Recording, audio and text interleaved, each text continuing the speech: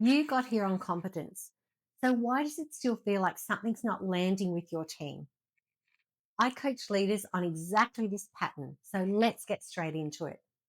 Most leaders never separate being good at the work from being good at leading people.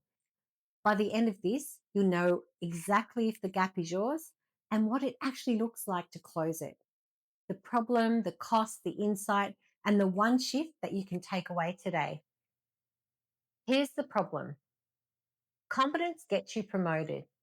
It rarely explains what happens after.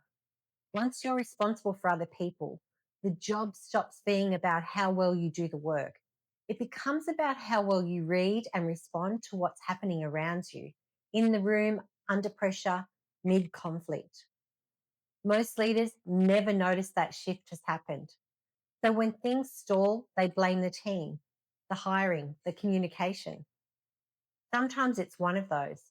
Often it's a specific gap that no one's even checking for. So what is that gap? Emotional intelligence. And before you switch off, it's not the soft skill that you've been thinking it is. Psychologist Daniel Goleman first applied this to business back in 1998 in a Harvard Business Review piece after studying leadership inside nearly 200 companies. He broke it into 5 parts: self-awareness, self-regulation, motivation, empathy, and social skill. It's measurable, it's learnable, and it's not a personality trait. And here's the cost when we're missing it. It doesn't show up on a scorecard. It shows up in whether your team brings you problems early or hides them until they're too big to hide. Let me show you what that actually looks like in 2 real leaders. 2 leaders came to me around the same time with what looked like the same issue. Team members bring personal stuff to work, distracted, underperforming, dragging the whole team down. Dean's response was to bring me in for one-to-one coaching with the team members themselves so they could work through it and leave it at the door. Sensible on the surface, he treated it as if it was their issue to fix. Greg's response was different. He asked me to coach him instead. He understood that how his team was showing up was connected to how he was showing up for them. That was his to shift, not theirs alone. Through the coaching, Greg changed 2 specific things. He started asking deeper questions before responding to a problem instead of reacting to the surface of it.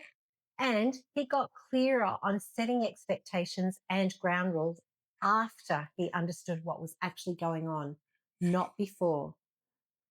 He didn't have to force the shift in his team. Once they felt understood and felt like he actually cared, their performance started improving on its own. Dean's team members felt supported in their individual sessions, but the culture around them never moved because the one thing that needed to change, how Dean led, never did. Same starting problem. One leader changed his own behaviour, one outsourced the fix. Only one of them saw lasting results. So here's what actually made the difference. And it's not personality change. It's 3 things you can start doing this week.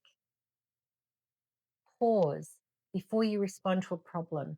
Instead of reacting to it, ask genuine clarifying questions before you make a decision on what's going on. Then set expectations after you understand the real issue, not before.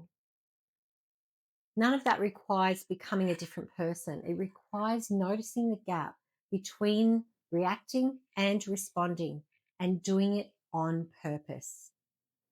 2 things worth being honest with yourself about, not to feel bad about, just to notice. When a team member's performance dips, where does your attention go first? What's wrong with them or what's mine to adjust? And where in your leadership right now are you paying to fix someone else's behavior when the faster lever might be your own? If either of these landed, don't sit with it, go find out. The leadership mirror takes 3 minutes and it shows you exactly where this might be costing you. The link's below.